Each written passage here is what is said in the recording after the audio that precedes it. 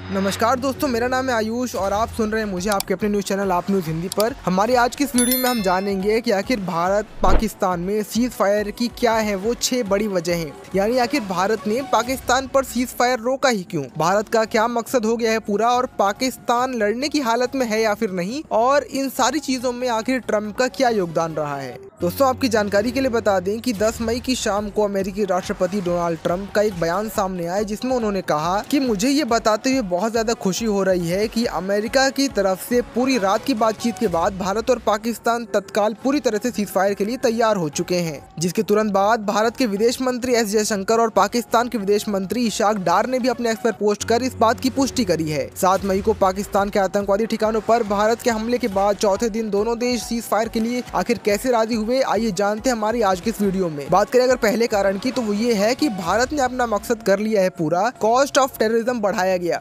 यानी कि जब भी कोई देश किसी दूसरे देश पर हमला करता है तो उस देश पर एक ऐसा आर्थिक संकट आता है जिसके बाद वो हमला करने से पहले 100 बार सोचता है, और वही ठीक काम हुआ है पाकिस्तान के साथ। जानकारों का कहना है कि भारत का इरादा आतंकी हमले को कड़ा जवाब देना था, न कि किसी भी तरह की जंग को छेड़ना। ऑब्जर्वर रिसर्च फाउंडेशन के सीनियर फेलो और विदेश मामलों की जानकारी कबीर तनेजा कहते हैं कि 7 मई को पाकिस्तान और पीओके के 9 आतंकी संगठनों पर हमला करने के बाद अगली सुबह भारत ने साफ किया था कि उसने भारत में आतंकी हमलों के जिम्मेदार आतंकी संगठनों कैंप पर हमला किया है, न कि किसी भी तरह के सिविलियन और आर्मी के ऊपर। इसमें कई बड़े आतंकी कमांडर्स के सहित करीब 100 आतंकियों की मौत हुई है। वहीं भारत की कार्रवाई नॉन एस्केलेटरी थी, यानी कि संघर्ष को बढ़ावा न देने वाली। भारत ने पाकिस्तान के सैन्य ठिकानों पर भी निशाना नहीं बनाया। कबीर के मुताबिक बात बीते सालों में पुलवामा और उरी में हुए आतंकी हमलों के बाद भी भारत ने करारा जवाब दिया है। भारत ने ये साफ कर दिया है कि आने वाले समय में अगर पाकिस्तान किसी भी तरह का कोई आतंकी हमला करता है तो भारत उसे जंग की कार्रवाई की तरह लेगा, और ये पाकिस्तान के लिए साफ संदेश है कि ऐसे आतंकी हमलों के बदले में उसे भारी आर्थिक और सामाजिक नुकसान चुकाना होगा। वहीं विदेश मंत्री एस जयशंकर ने सीज फायर की घोषणा करते हुए ये कहा कि भारत ने आतंकवाद के खिलाफ हमेशा बिना किसी समझौते के अपना रुख सख्त रखा है, वह आगे भी यही रुख रखेगा। वहीं दूसरा कारण ये था कि अगर ये सीज फायर और लंबे समय तक चलती तो इसका जो अगला निर्णायक मोड़ आता वो आता वॉर, और न भारत इसे करना चाहता है और न ही पाकिस्तान। किन्हीं दो देशों के बीच में संघर्ष की शुरुआत किसी घटना या बयानबाजी से होती है, या फिर हल्के सैन्य कदम, और बढ़ते बढ़ते ये सर्वनाश तक पहुंच जाता है। देशों के बीच इस तनाव को अलग अलग स्तर पर मापा और सुलझाया जा सकता है। डिफेंस और इंटरनेशनल रिलेशनशिप की भाषा में इसके लिए एस्केलेशन लेडर यानी तनाव की सीढ़ी शब्द का इस्तेमाल किया जाता है। और कोई भी देश अगर इन सब चीजों से दूर रहेगा तभी जाकर वो अपना आर्थिक, सामाजिक और नैतिक विकास कर सकता है। और शायद यही कारण था कि भारत ने पाकिस्तान के खिलाफ जंग को और न बढ़ावा देने का फैसला किया था। वहीं भारत और पाकिस्तान इस समय एस्केलेशन लेडर की चौथी सीढ़ी पर थे, और इसके बाद ये तो रैंप ऑफ होता, यानी कि पूर्ण युद्ध। दोनों देश रैंप ऑफ यानी टकराव को रोकना चाहते थे। बात करें अगर तीसरे कारण की, तो वो ये था कि ट्रंप भारत के जंग को उलझाना नहीं चाहते थे।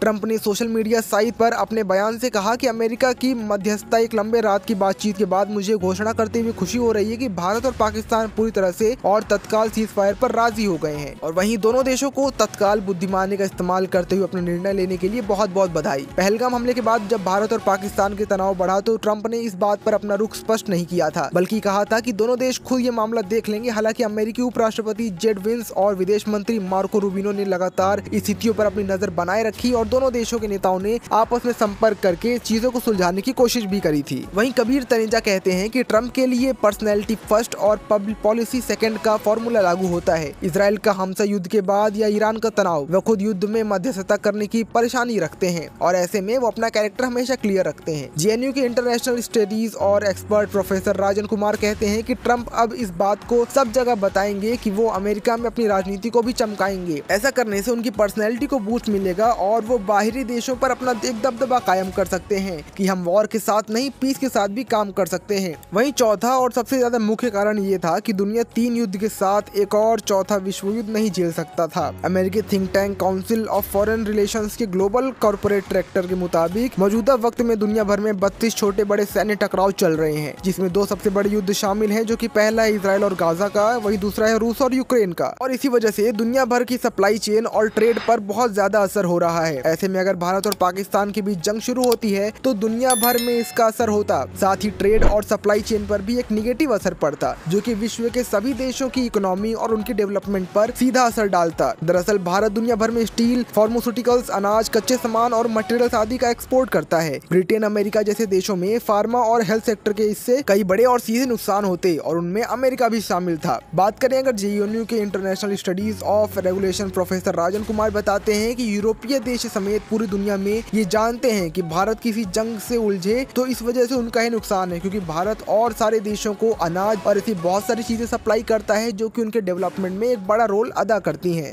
इसके अलावा भारत पाकिस्तान के बीच जंग होती तो ये मौजूदा वक्त की पहली ऐसी जंग होती जिसमें दो न्यूक्लियर पावर आमने सामने होती। ऐसे में कोई भी देश भारत पाकिस्तान के बीच टकराव नहीं चाहता था। वहीं पांचवा कारण था कि पाकिस्तान के हालत बेहद खराब हो चुके थे। मिलिट्री पावर ने भी पीछे हटने का फैसला किया था। पाकिस्तान बेहद खराब हालत के चलते सीज फायर पर सहमत हुआ था। इसके 3 बड़े कारण हैं। पहला, पाकिस्तान पर 21.6 लाख करोड़ रुपए का सार्वजनिक कर्ज अभी भी बना हुआ है। दूसरा कारण था कि भारत की सेना पाकिस्तान के मुकाबले ज्यादा ताकतवर थी। तीसरा और सबसे मुख्य कारण था कि पाकिस्तान पर अन्य देशों को कम्युनिटी दबाव दिया जा रहा था कि अगर वो सारा पैसा कर्ज में ही खर्च कर देंगे तो आखिर वो उनका कर्ज चुकाएंगे कैसे। वहीं छठा, आखिरी और सबसे महत्वपूर्ण कारण ये था कि भारत पाकिस्तान टकराव का इतिहास मध्यस्थता से बात बननी नहीं चाहिए। यानी कि भारत पाकिस्तान के बीच हुई जंग और टकराव का असर विदेशी मध्यस्थता पर भी रोक लगाए हुए है। सीनियर जर्नलिस्ट शेखर गुप्ता के मुताबिक भारत और पाकिस्तान के मामले में रैंप से उतरने की कार्रवाई अमूमन या तो विदेशी मध्यस्थता के कारण होती है या फिर किसी और बड़ी जंग के कारण। और जो स्थिति चल रही थी, दोनों देश में जंग बहुत जल्द हो सकती थी और दोनों देश ही जानते थे कि अगर जंग हुई तो दोनों के दोनों को इसका बहुत बड़ा खामियाजा चुकाना पड़ेगा। शायद यही वो 6 कारण थे जिन वजह से देशों ने अपने अपने देशों के सीज फायर रोकी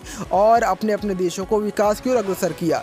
लेकिन ये बात पक्की है कि अगर आने वाले समय में पाकिस्तान किसी भी तरह से आतंकवाद का समर्थन करता है तो भारत उसका करारा जवाब देगा। बने रहिए हमारे साथ आपके अपने न्यूज चैनल आप न्यूज हिंदी पर और सब्सक्राइब करना मत भूलिएगा ताकि लेटेस्ट न्यूज और अपडेट्स नोटिफिकेशन आपको सबसे पहले मिल सके।